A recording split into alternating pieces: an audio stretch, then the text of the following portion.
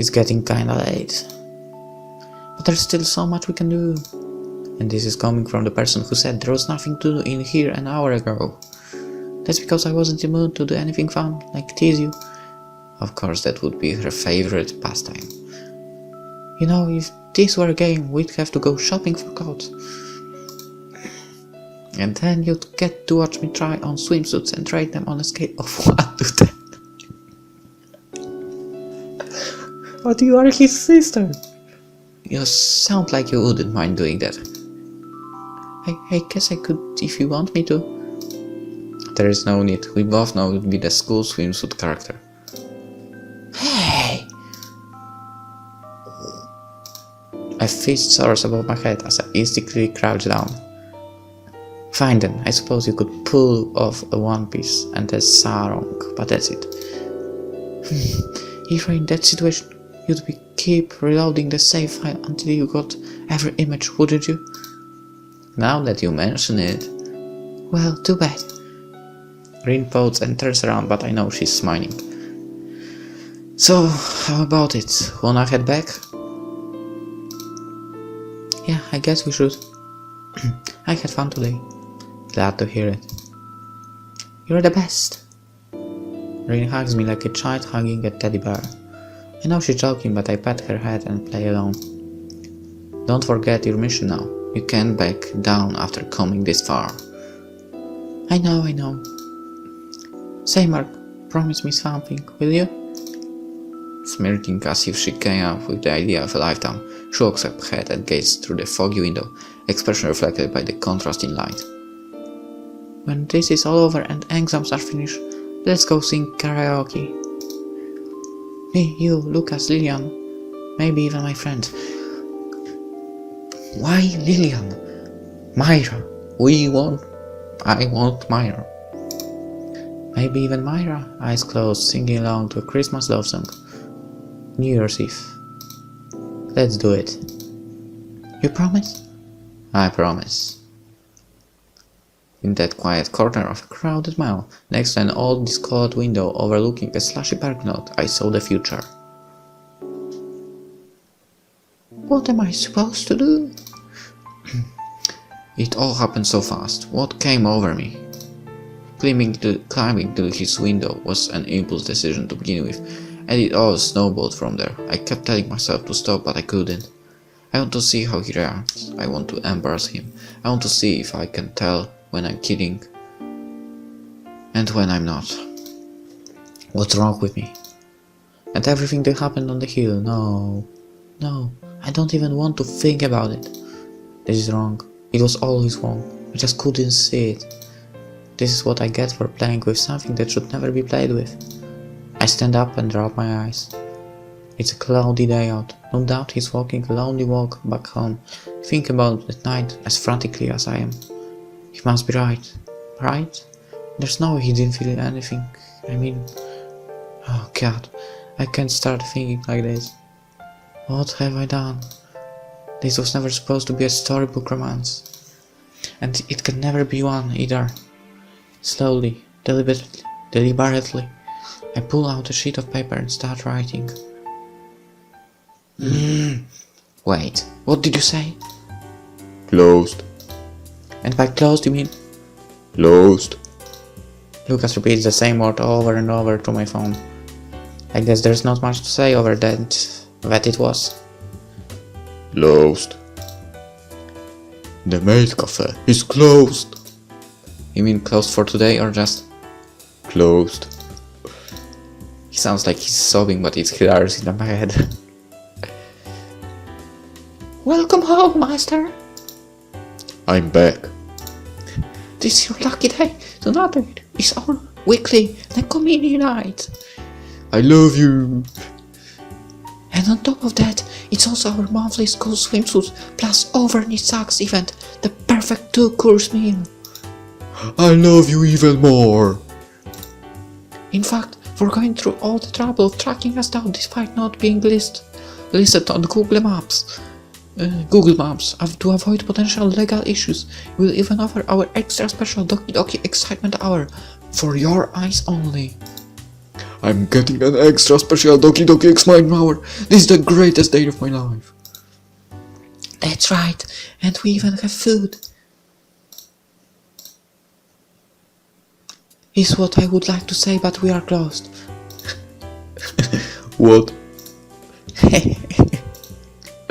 But we are not completely gone. You can still smell the fragrance. The fragrance of omelette rice dressed by a maid's loving hands. You come right after garbage day.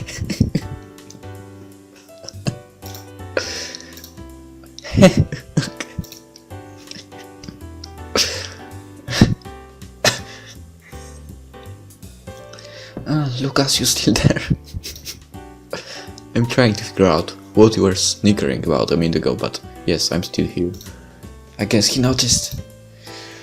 Well, look on the bright side. When you get old enough, you can open up your own Maid Café and fill this city with hope. I know your words are shallow, but thank you. You took it seriously? So, was that it? The store was just closed? Pretty much. The windows were boarded up, the posters gone, but there was something there. I'm sure of it. How can you be sure of? So sure, you had the address. That too, but I could smell them. You could smell them. The maids, I mean. There used to be maids in the building, I'm sure of it. Your maid senses were tingling. You think I'm exaggerating? God knows you are not. Our laughter fades away and an awkward silence replaces it. Mark? Actually, there was another reason why I called you. What was it? It's not particularly important. Not particular. What does that mean? It means that, to some extent, it's important. Yet, in many ways, it's something that is, in fact, unimportant. You are just trying to piss me off. I was actually trying to distract you. We've been friends since the beginning of high school. I can tell when you are hiding something. I hesitated to play the old friend card, but now is as good as a time as any. In that case, would you like to hear the truth? Only if you are willing to tell me. I see. So the cards are in my hands. He paused for a moment, and so does the sound of his footsteps. Is this serious enough for him to stop walking? In that case, I will explain. I reconstruct every conversation I had with Lucas over the past few days, searching for clues that I might not want to find. I can't tell you everything. I can only explain in bits and pieces, fragments for you to piece together on your own. Hopefully by the time you finish it won't be too late.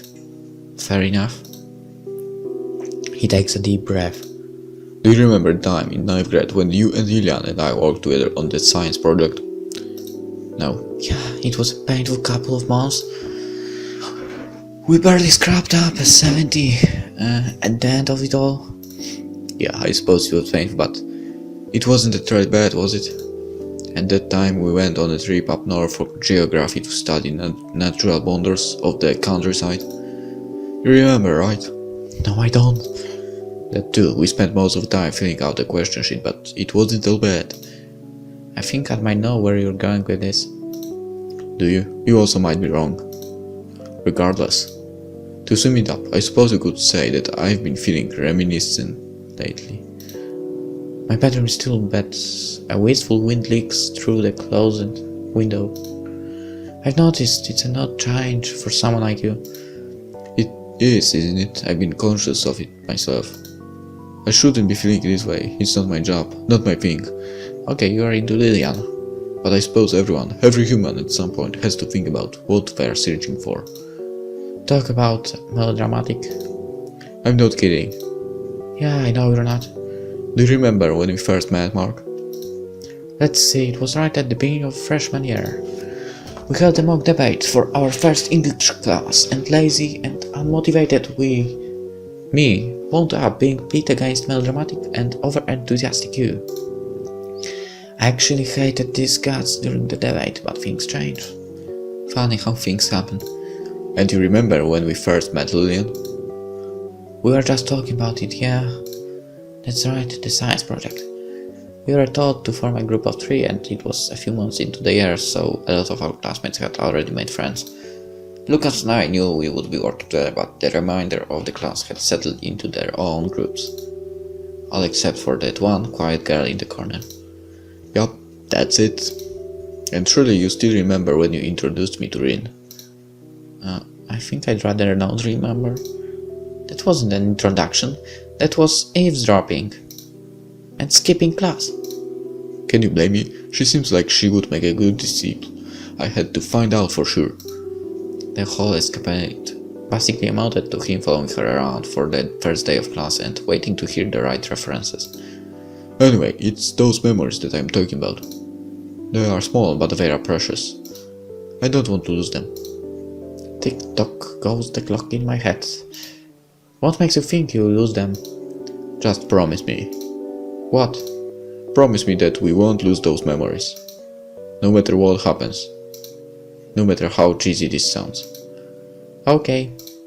Alright, I promise. By the way, Rin gave me an idea today. You don't say. Karaoke. Like with 70s super robot intros? I don't know, just karaoke. New Year's Eve, all 4 of us, plus a special guest or 2. You in? Sounds like a plan. With that unambiguous confirmation, I bury my face in the pillow. Lying on the bed as I gaze blankly at the invisible ceiling, I think through my conversation with Lucas and the time I spent with Ren. Something is about to happen, something inevitable. I don't think I can avoid it, and I don't think I should avoid it. My path was set in stone the minute I let this whole adventure start. And all the while, that faded sun-soaked reel of memories plays over and over in my head. With a worn-off sign, I turn up to my side and close my eyes. Day 6, Leap of Faith. It's morning. My alarm didn't go off. Or at least I assume it didn't, because my dream wasn't cut short. Everyone knows the type. One of those dreams that's great while it lasts and hurts the minute you woke up. It was one of those dreams. The sky was completely blue. Early autumn, the leaves turning orange. I walked home in my first year of high school. It was also the first day I met Lillian.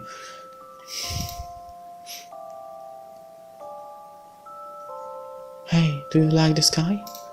That's a strange question. I'm hardly kidding. There's no right or wrong answer. I just want to see what answer I choose. Why is that? You can tell a lot about a person by how they answer an unanswerable question. Her voice is fresh in my mind. She was smart even back then. Shy, but years ahead of me. My dad wanted to be a pilot when he was younger.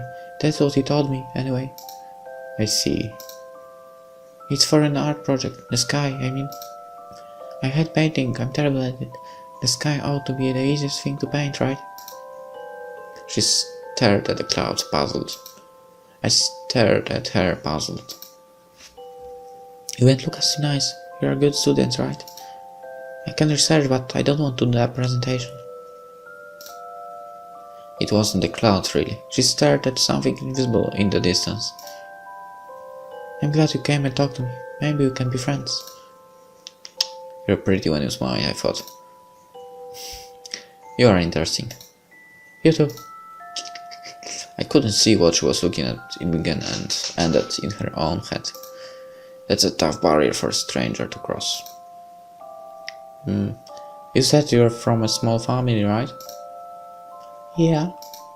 Only child, and my parents work a lot. Does it get lonely? Kinda. Do you ever invite friends over? Not really, too busy. Besides, there's lots to do by yourself. I wanted to ask her everything, and I wanted to tell her everything. Who knows? Maybe I fell for her under that pale afternoon sky, and it wasn't until a year later that I realized it. Look, a plane! They must feel good, the people piloting that. You can go anywhere up. There's no boundaries. If I could have deciphered that comment back, then maybe. But no, she's always been far ahead of me. Let's be friends. Sure thing.